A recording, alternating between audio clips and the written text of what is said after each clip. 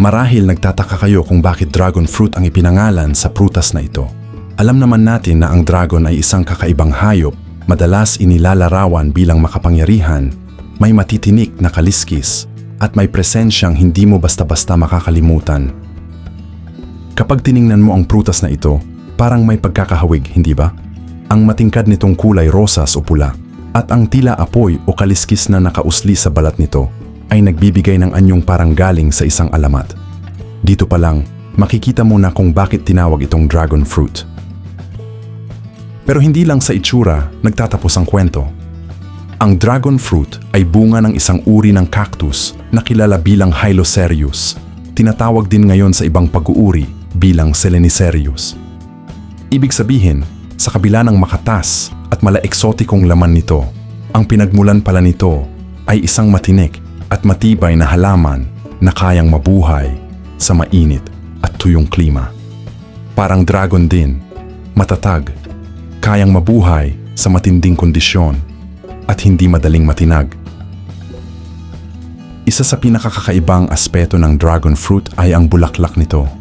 Tinatawag itong Queen of the Night dahil namumukadkad lamang ito sa gabi, isang gabi lang bago malanta.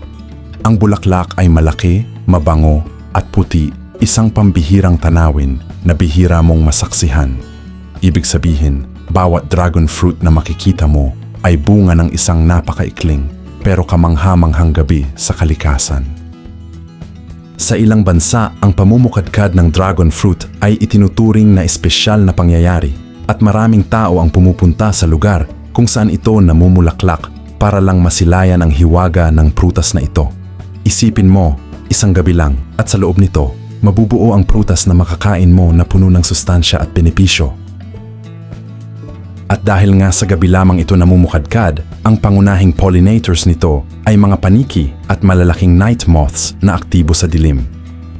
Naaakit sila sa malalaking, puti at mabangong bulaklak at habang sumisipsip ng nectar, na ililipat nila ang pollen mula sa isang bulaklak papunta sa iba.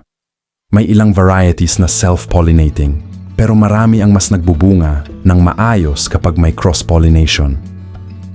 Sa mga commercial farms, minsan manual cross-pollination ang ginagawa para masiguradong maganda at marami ang bunga. Kung iniisip mo na ang dragon fruit ay isa lang ordinaryong prutas na makulay at magandang tingnan, isipin mo ulit.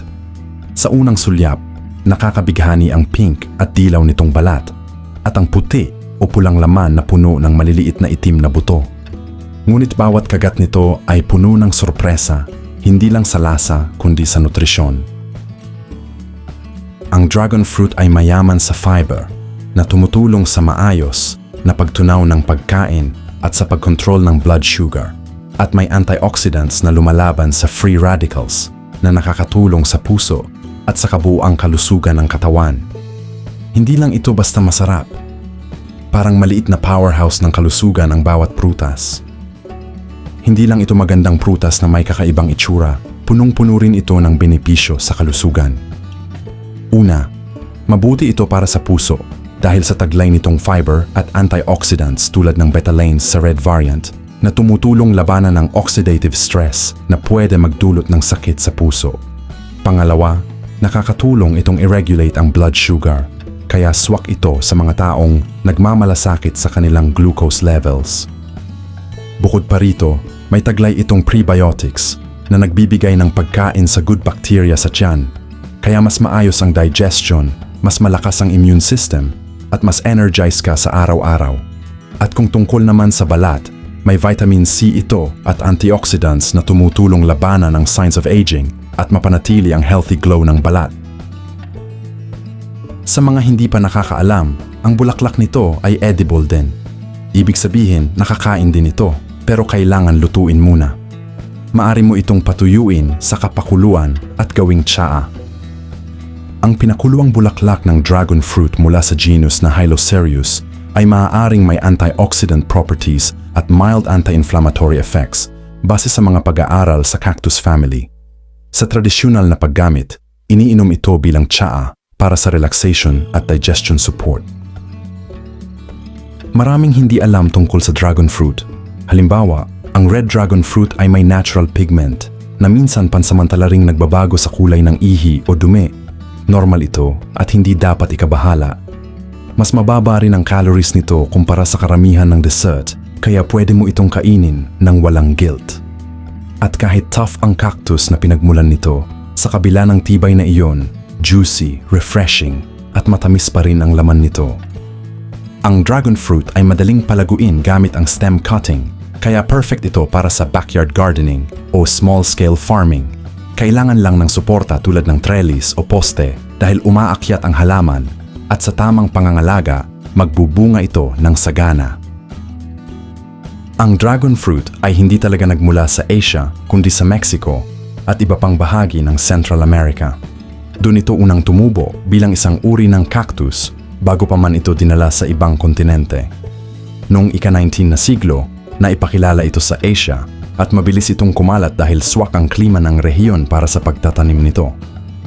Sa kasalukuyan, ang Vietnam ang kinikilalang pinakamalaking producer at exporter ng dragon fruit sa buong mundo na nag-e-export sa iba't ibang bansa lalo na sa China at iba pang bahagi ng Europe. Malalaki rin ang produksyon sa China, Thailand, Indonesia at Taiwan, kaya masasabi na ang Southeast Asia ngayon ang sentro ng komersyal na produksyon nito. Samantala, sa Philippines, patuloy pang lumalago ang industriya ng dragon fruit. Mas nakatuon pa ito sa lokal na merkado at hindi pa kasing laki ng produksyon ng Vietnam. Ngunit dumarami ang mga magsasakang nagtatanim nito at unti-unting tumataas ang interes sa potensyal nitong maging high-value crop sa bansa. Isa pa sa natatanging aspeto ng dragon fruit ay ang kakaibang texture at lasa nito.